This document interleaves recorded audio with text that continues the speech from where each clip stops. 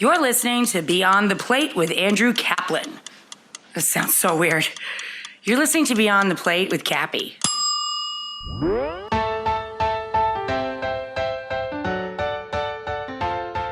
You have to respect the people who come to the restaurant. They often travel from far away and they spend a lot of money. They invest of their time and they're sort of worthy of your best effort in return. Hey everyone, this is Cappy and you're listening to Beyond the Plate, a podcast where I sit down in person with the world's culinary elite to explore their journey into the industry and the social impact they have made in their community. Every episode we share inspiring stories of what it means to be in today's bustling hospitality industry. Today's an interesting episode. We're going global. My guess is you've never come across Järpen, Sweden on a map. If you have, you may know that it's home to one of the world's top restaurants and chef Magnus Nilsson.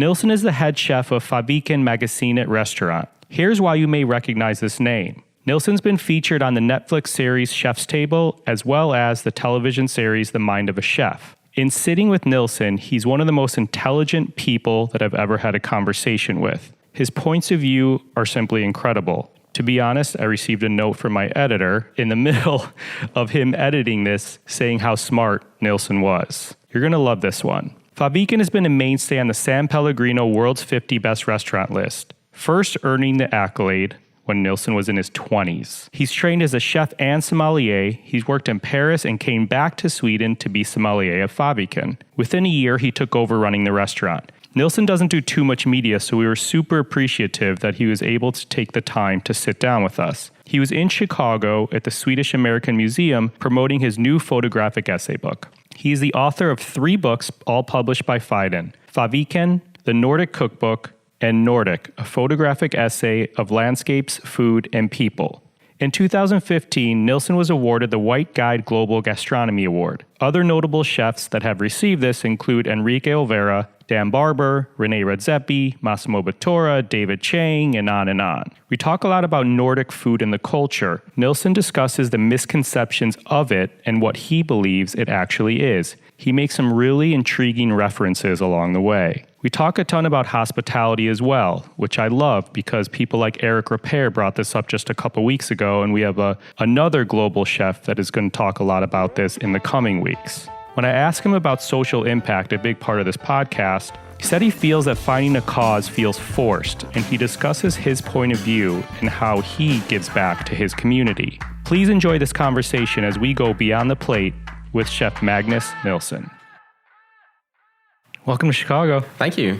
So we are in the Swedish Museum in Andersonville, Chicago, and I'm here for a couple of days to support the exhibition of my photos of Nordic landscapes and Nordic food culture. I'm jumping right in. Many people know you from Chef's Table on Netflix, but for those who may not have seen it or read about you, tell us, who is Magnus Nilsson?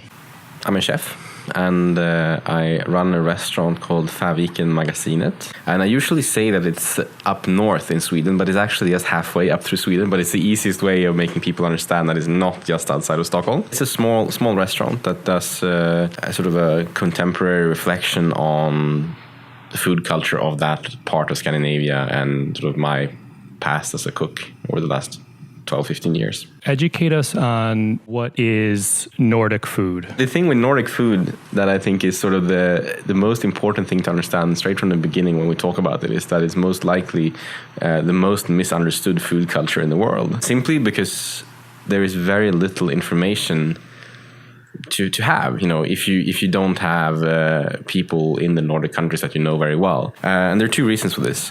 One is that the information that you can find in print and in sort of different media, it's largely about a handful of very iconic dishes that, like the herring, the meatballs, open-faced sandwiches, whatever, that do not really reflect what people actually eat on an everyday basis.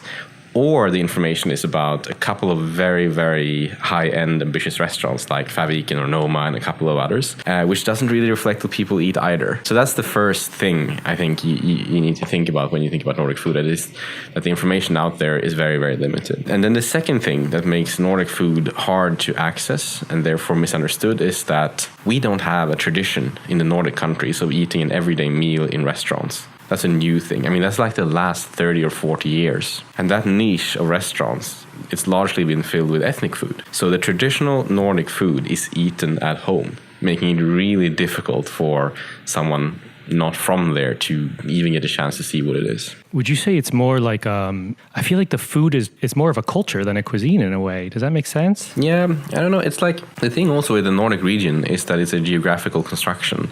I mean, it's not a homogeneous cultural region. It's, someone sat down in a mapping office somewhere at some point and decided that, these countries here, they're going to be in a region, and now we call it the Nordic region. But if you look at it, just the sheer size of it, from Finland in the very east to Greenland in the west and everything in between. I mean, you can fit the whole rest of Europe a couple of times over in that geographical space. And that leads to a lot of diversity because there's so many different climate zones and cultural zones within the Nordic region. And I think that's also, something that's very important when talking about Nordic food, that there is no such thing as a pan-Nordic food culture. I mean, it's all a composite of many different food cultures. And to me, that was one of the sort of motivations to also writing a book about Nordic food culture, just because I felt that no one really understood what it was. It would be like saying European food culture, and then including everything from, Portugal to England to some Poland, and, no one does that. How would you describe your style of cooking? I never do that, actually. I don't. And I think it's partly because I think it's difficult to describe yourself what people are going to perceive when they eat the food. But then also because I feel like these days, there's so much information out there, easily accessible by everyone on what it is that we do, that I think it's sort of better that people find it from another source than me telling them, like, this is what I want you to, feel about my cooking. I feel like you see and use ingredients in a way that others don't. The dairy cow, for example, with things like that. But I suppose you're drawing inspiration and creativity. Yeah, I think it's like running a restaurant. Doesn't really matter where you do it, but running a restaurant, it's about making the most of what you have around you, making the most of the possibilities you have around you, but also making the most out of what's difficult around you. And it doesn't matter whether it's in the countryside like Fäviken or in a city or wherever. It's just sort of, to me, what's most important. And for a place like Fäviken, for example, Jämtland, where Fäviken is located, they have traditionally a big dairy industry. Lots of dairy farms, lots of cheese production, stuff like that, which leads to an abundance of old dairy cattle or dairy cows to be used as food.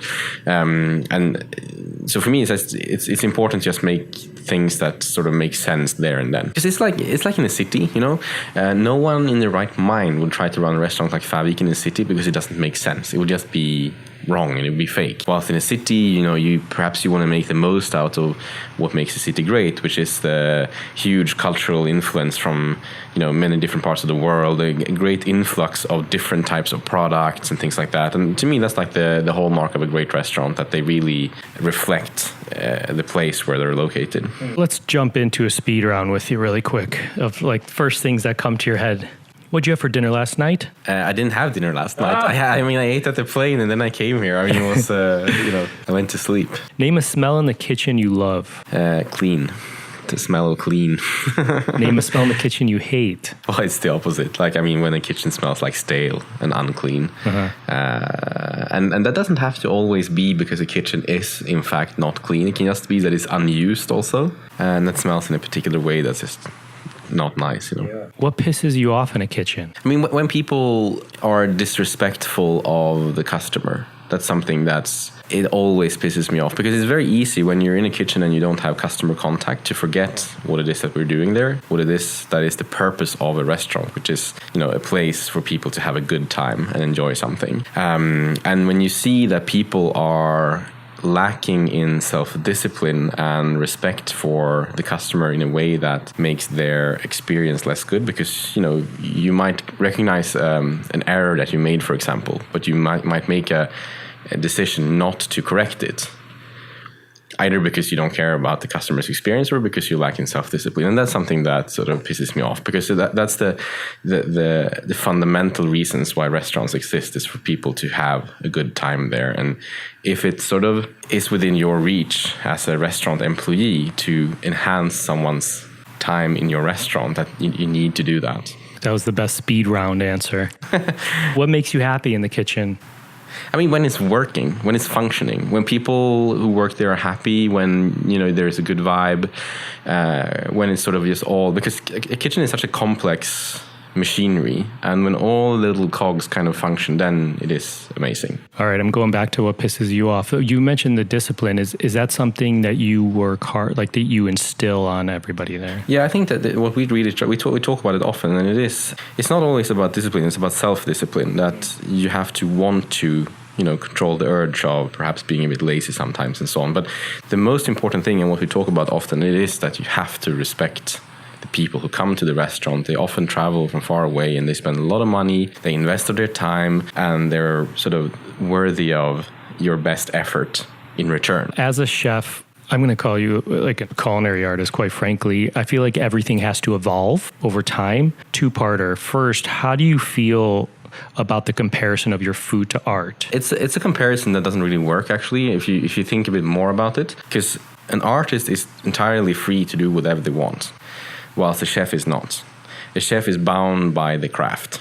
And there's artists who are also bound by the craft, but not necessarily. It's by their choosing. Because you can do craft, or you can do art that has nothing to do with craft, and you can have a craftsman reproducing your art, and there are many ways around that. But whilst with cooking, it's so intrinsically based on the mastery of a craft that I don't like that comparison. It's also, if you look at it from a sort of practical standpoint, with art, for example, there is very little to no correlation between production cost and retail value, for example.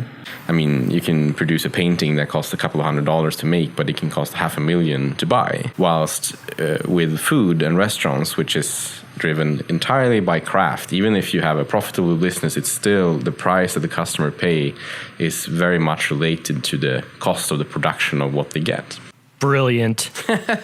Where do you see your food and the dining experience at Fäviken going next?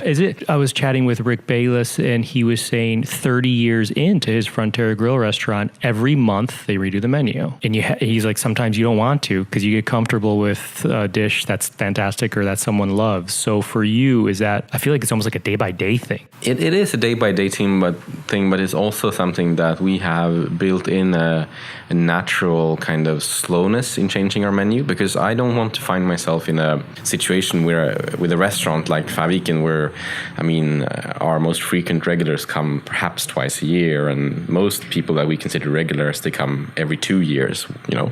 I don't want to find myself in a situation where we change a lot of things for the sake of change and not for the sake of improvement. And it's also, if you have, we're very proud of the fact that we have a lot of returning customers. About 20% of our revenue comes from people who've been at least once before, which is high for a restaurant like Fäviken. I thought a lot about that, and I think that you have to respect the people come back, not just to have novelty, but also to relive an experience they already have.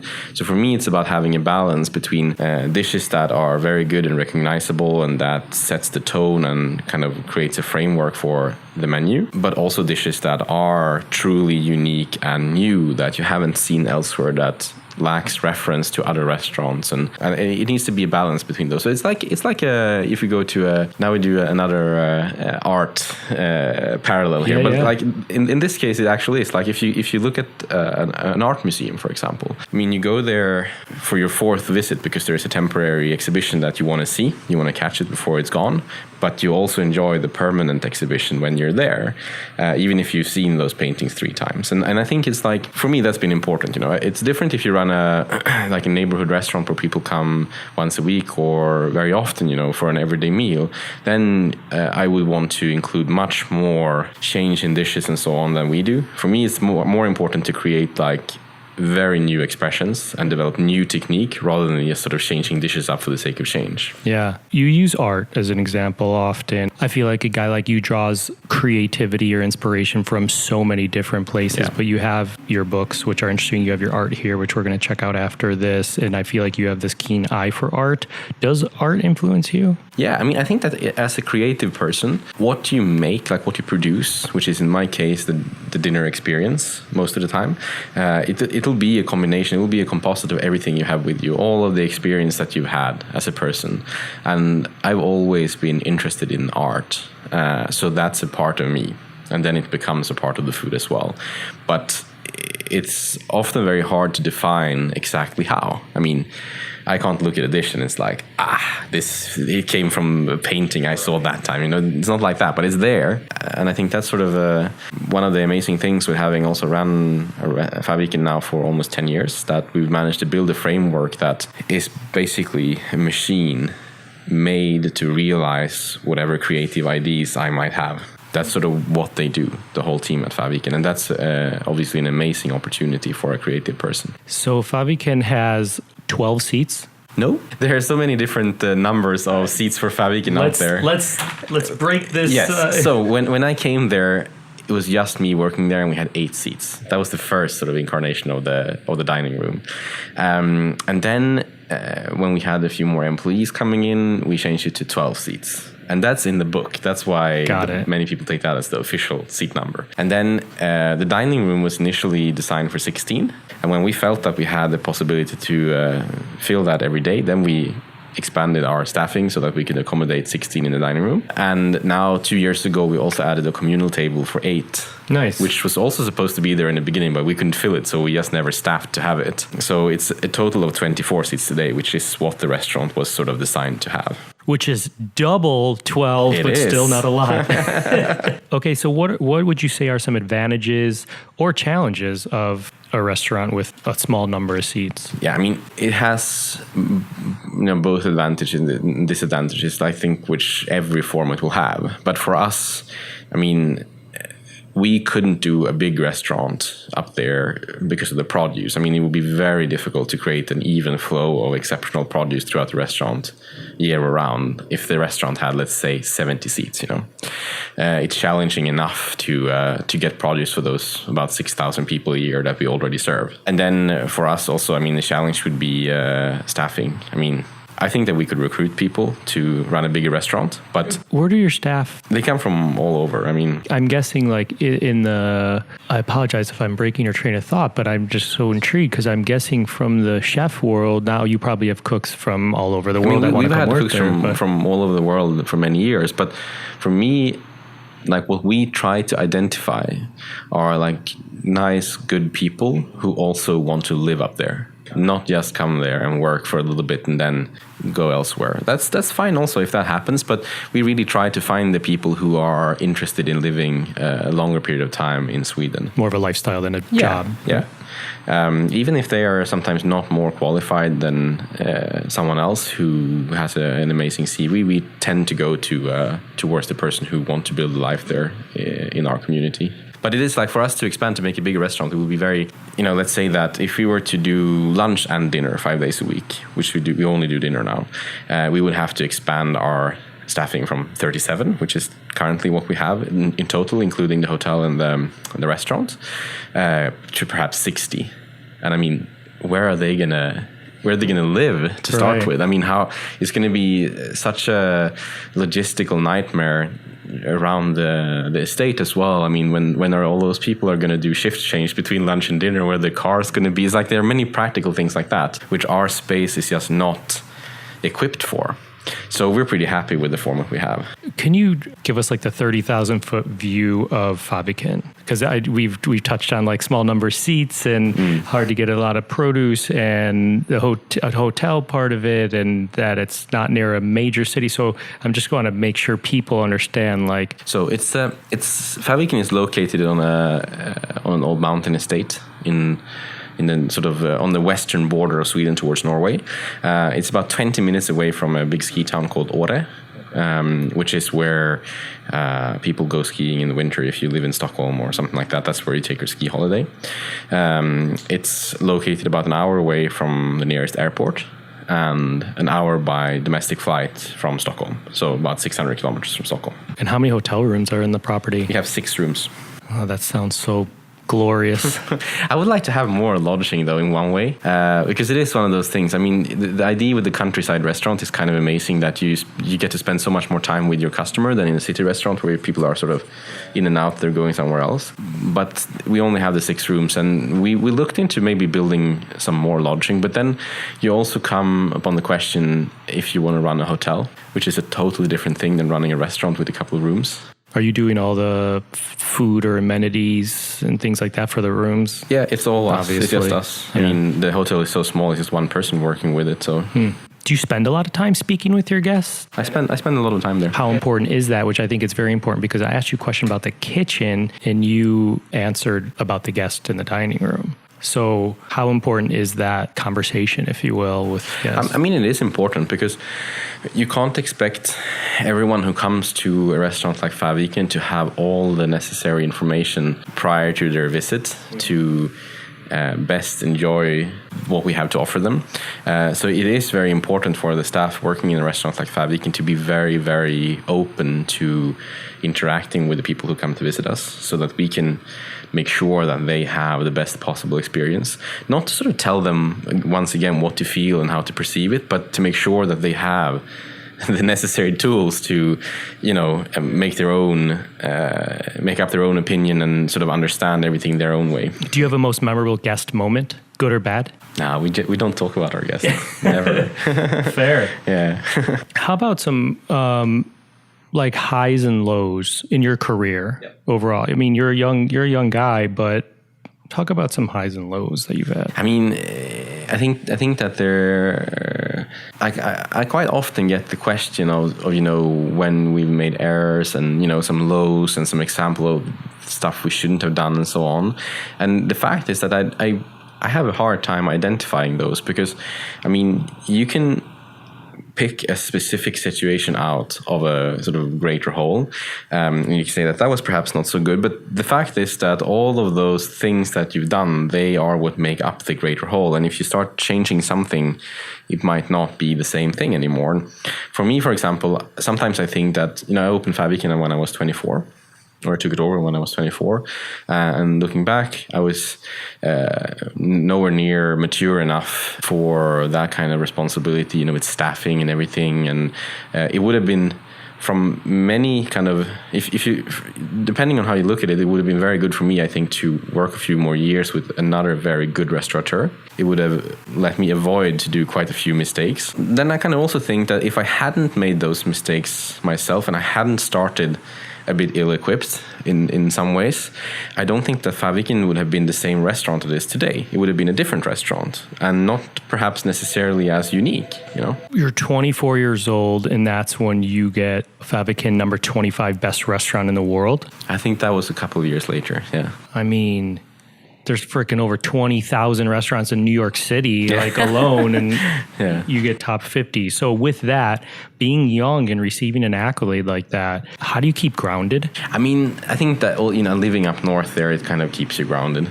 Like in the village where I live with my family, no one really cares about that stuff, It's just sort of, this is probably something that we should have asked someone else, whether I'm still grounded, but I like to think that I am, and I don't feel like that's been a problem. And the fact is also that, and this is something that it's a bit sort of hard to describe, because it's very easy to sound a bit jaded when you talk about it. But when you received a couple of handfuls of things like that, a couple of handfuls of awards like that, you kind of come to realize that, it's great every time someone tells you that you do something good, and it's sort of a bit terrible every time someone says that this is not very nice, simply because we're all passionate. But you realize very quickly that those kinds of sort of accolades and things, they make you happy for a very, very brief moment of time. It's there and then it's over. What is constantly pleasing, though, is to run a restaurant where people come and you can see them have a good time. You can feel that what we think is important when it comes to hospitality and restaurants resonates with the customer. That's something that you can repeat every day, which is in the long run more important. And then there are various strategic, obviously, angles on all of this as well. That, if we hadn't gotten a single award or accolade or mention like you and I wouldn't sit here talking. No one would know about Fäviken. So there are factors like that make them very important. But on a personal level, the kind of confirmation that we're doing something good from the guests is so much more important and fulfilling. From what I saw on TV, you show some toughness in the kitchen, or you have a strong set of expectations. Yeah. What would your cooks, your sous chef, Jesper? He's the head chef at Fäviken. Yeah. So what would he or some of your line cooks say about you as a mentor? I think that today they would be pretty pleased with me as a mentor. I mean, and that was sort of what I was referring to as well initially. I mean, I was 24 years old when I kind of started running Fäviken and was not really equipped to do that, to manage a team and all that. And I mean, I made plenty of mistakes, but I'd like to think that I've learned from them and gone from being a pretty poor manager and mentor to being a pretty good one. Obviously, people don't tell you these things, but you can still sort of read it in the signs. You can see that people used to work at Fäviken for a very short period of time before leaving and going on somewhere else, which is often the case with restaurants like Fäviken, to the situation we have today where people just don't leave. They're there, and we have a lot of line cooks that worked with us for several years, and that's sort of the best receipt that we are, not just me, but the other managers at Fäviken as well, that we're doing something right with the way we manage our team, that they want to stay there and work with us. There's a part that I loved in one of the scenes of a chef's table that says, you say the service was pretty good. You said it was pretty good. It wasn't fantastic service, very ordinary. Yeah. How do you define service, or a dish for that matter, as fantastic? Yeah, that's sort of a very difficult thing to define in sort of in technical terms. Yeah, because that's something you feel. Sure. I have a friend, and he asked me how something was, or if it was perfect. And I was like, well, how do you define perfect? And he said, perfection is defined by its absence. Yeah. And I was like, huh. Yeah.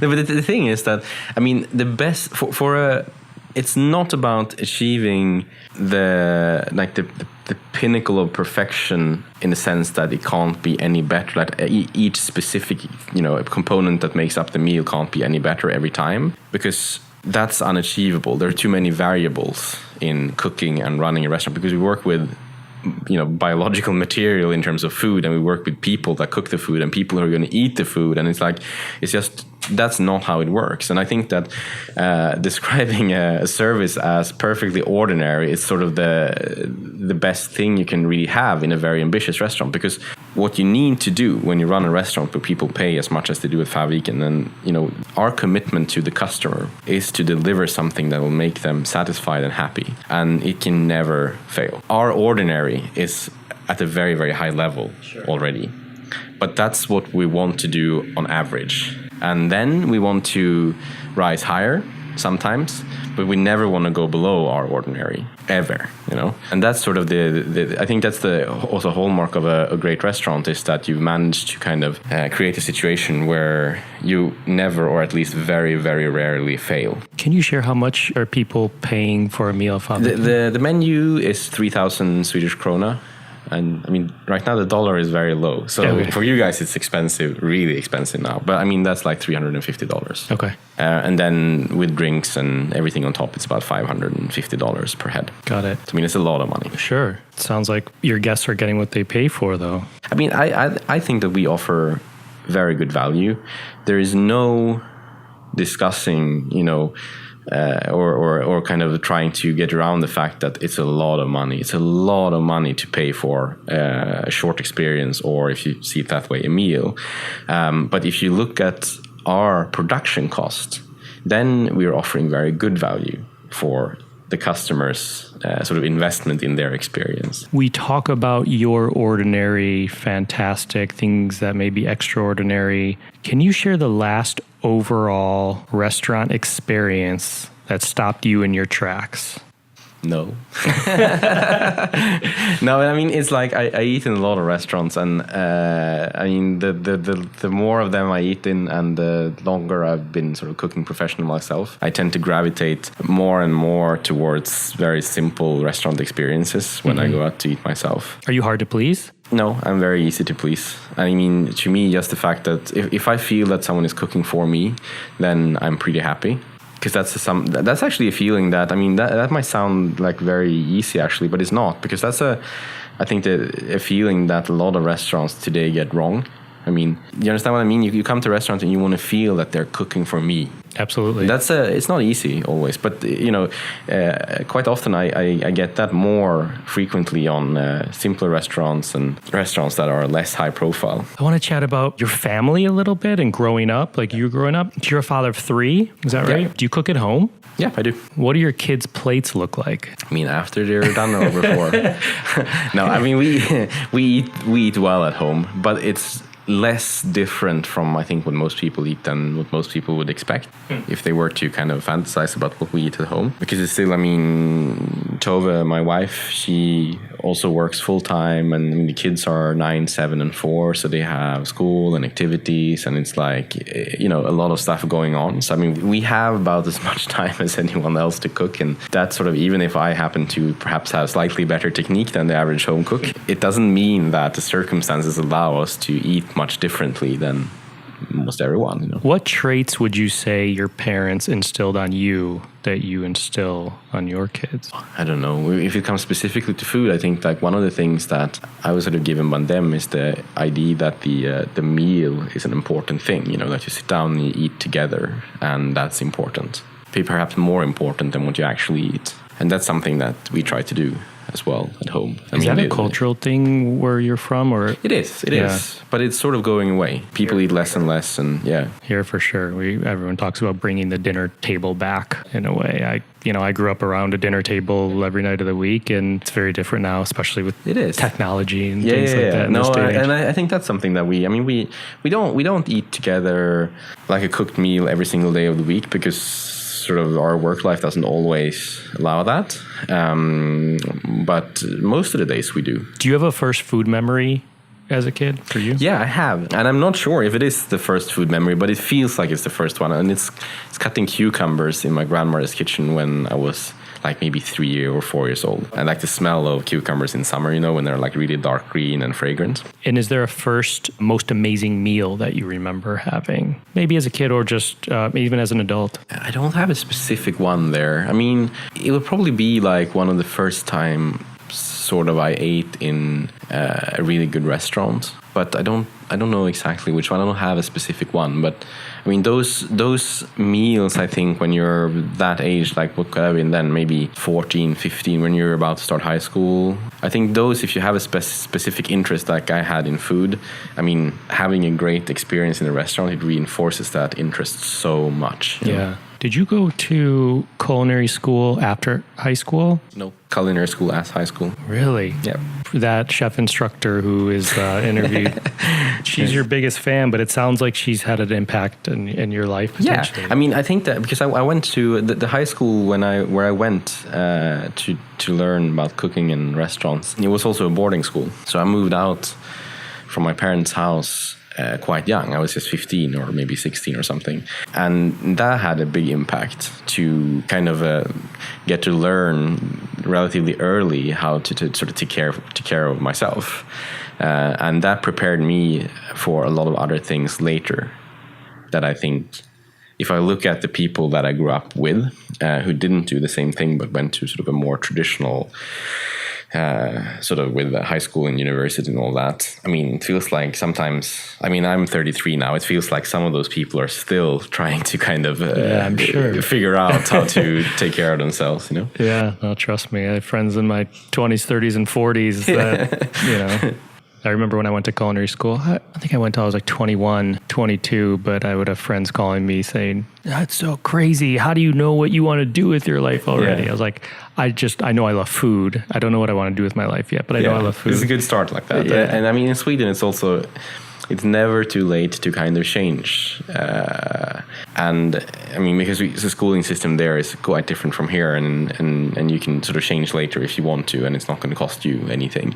So I never felt that it was a very definitive choice either. Okay, I want to talk about social impact and giving back, or charity, philanthropy, whatever we want to call it, which is a big component of this, because we've spoken with a lot of chefs and restaurateurs, and I'm always very curious. And one of the main reasons why I started this podcast was to shine a light on how this incredible industry does give back.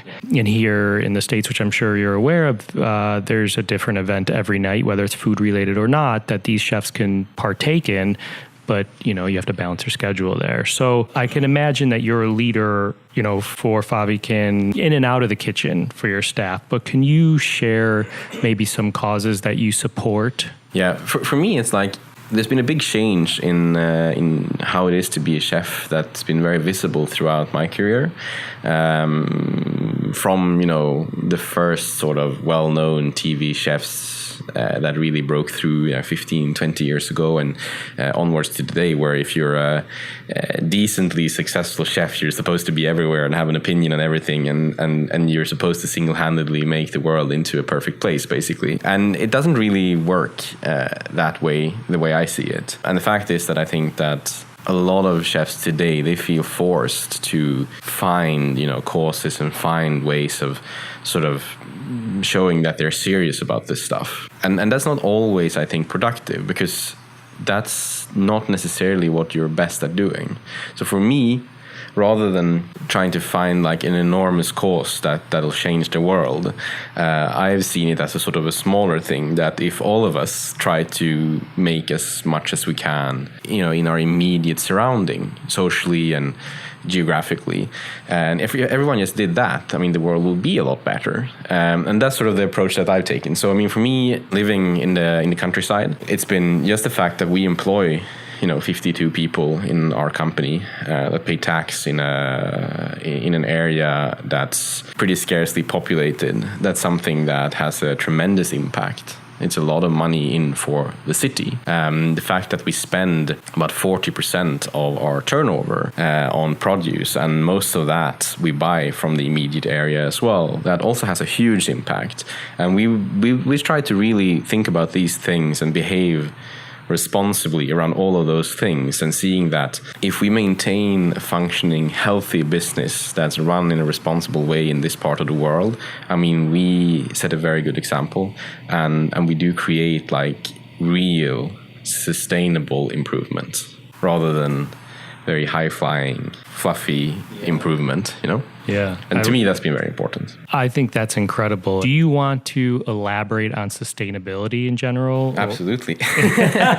No, so that's because I know you're the right person to ask. That's also, it's very interesting. But like the type of restaurant that I run, it's obviously completely unsustainable, deeply unsustainable on very many levels. And maybe restaurants like Fäviken, where people travel from the whole world and so on, they shouldn't really exist. The fact is that if you look at the greater whole, they are such a tiny part of everything that I think the example we set by doing certain things certain ways, it sort of offsets the problem on the other hand, And this is just me sort of theoreticizing. I haven't done any big surveys on if this is actually true, but I think that's actually the only way to justify what we do. And the thing is also that, we haven't set the rules. We haven't decided how things work in the world right now, and the only thing you can really do is to play by the rules that are there. And here and now, people do travel for food, and we have sort of the structure set up that we have. And to me, that's, once again, it's about making the most with that. And if that then can lead to a little bit of positive change, so that things are a little bit better when we leave than they were when we came, that's good, I knew you'd be good for a good theory. All right, I want to close out a little bit here with a few things. What words of advice would you give to the teenage Magnus Nilsson? To do exactly the same as I did. Good. But because that's also, as I said before, you can always go back and you can perhaps think that, I should have done this a bit different. I should have changed this, and I should have, thought differently here and so on. But if you do that, then I'm very happy with the way things have gone in general and where they're going. So I wouldn't want to kind of fiddle about with that, because then things could have taken a different turn. I feel like you surprise everyone always, every day through your food and experiences and conversation. But what's next? Is there anything that's next or up your sleeve? Yeah, I mean, for me now we've come to the point where it's never been more rewarding for me to run Fäviken than it is currently on every level. I mean, we finally have a team that's big enough and stable enough to really do everything that we wanted to do creatively. We have enough customers that pay for themselves so that we can really invest in developing new technique and learning a lot of stuff. And I think that's just an amazing position to be in. So I mean, for the foreseeable future, I'm just going to continue developing Fäviken to be better than it is today and to produce new experiences for those who come there to eat. Thank you. Thank you. Thanks for having me. Quote, I don't want to find myself in a situation where we change a lot of things for the sake of change and not for the sake of improvement. Thanks again to Chef Magnus Nilsson. Find more on him at fäviken.com. That's FAVIKEN.com. Join us next week when Beyond the Plate presents Just the Plate, a short segment where chefs describe a recipe, sharing insider tips on what makes this specific dish meaningful to them. You may find me and keep up to date with this podcast across all social media platforms at On Cappy's Plate, or go to www.beyondtheplatepodcast.com. We are on Twitter at BT Plate Podcast, and we are on Facebook. This episode was produced by myself along with Ian Cohen, Joel Yeaton, and Sean Petrosian. Thank you all around. Our music has been composed by Goldford. Find him at iGoldford. And a big thank you to my wife Katie, who always lends a hand, and another hand, and another hand. Please rate, review, and subscribe to this podcast on your listening site of choice. Thank you for listening to Beyond the Plate. I'm Cappy, and remember, there are never too many cooks in the kitchen.